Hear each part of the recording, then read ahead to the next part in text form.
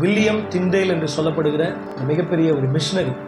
அவருடைய வேலையே என்ன அப்படின்னு சொன்னால், வேதாகமத்தை டிரான்ஸ்லேட் பண்ணுறது. அதை டிரான்ஸ்லேட் பண்ணி எல்லார் கரங்களிலும் பைபிள் இருக்கணும், எல்லாரும் பைபிளை வாசிக்கணும்னு சொல்லி அதை முதல் முறையாக அவர் தான் என்ன பண்ணது, இங்கிலீஷில் டிரான்ஸ்லேட் பண்ணார்.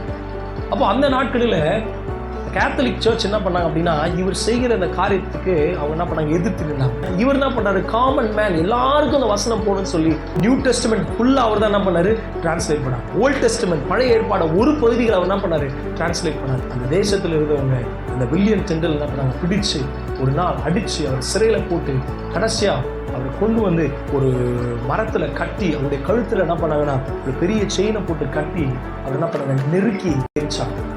இங்கிலாந்து தேசம் தான் இந்த காரியத்தை செய்யுது. இப்போ மரிக்கிறதுக்கு முன்னாடி அவர் என்ன தெரியுமா ஜெபம் பண்ணாரு, ஆண்டவரே இங்கிலாந்து தேசத்து உள்ள ராஜாவுடைய கண்களை நீங்கள் திறந்தருளும் ஆண்டவரேன்னு சொல்லி கடைசியாக அவர் ஜெபம் பண்ணி சொல்லிட்டார். அவங்க நினச்சிட்டாங்க அவர் தான் முடிச்சு சொல்லி. ஒரு ராஜா எழுது, அவன் பேர் என்ன, கிங் ஹென்ரி.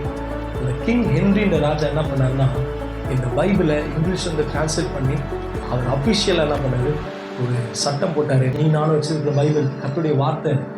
இப்படியாப்பட்ட பல கர்த்தருடைய ஊழியக்காரர்கள் தங்களுடைய உயிரையும் பணத்தையும் நேரத்தையும் எல்லாத்தையும் செலவு செய்து நம்முடைய கைகள் என்ன கொடுத்துருக்காங்க.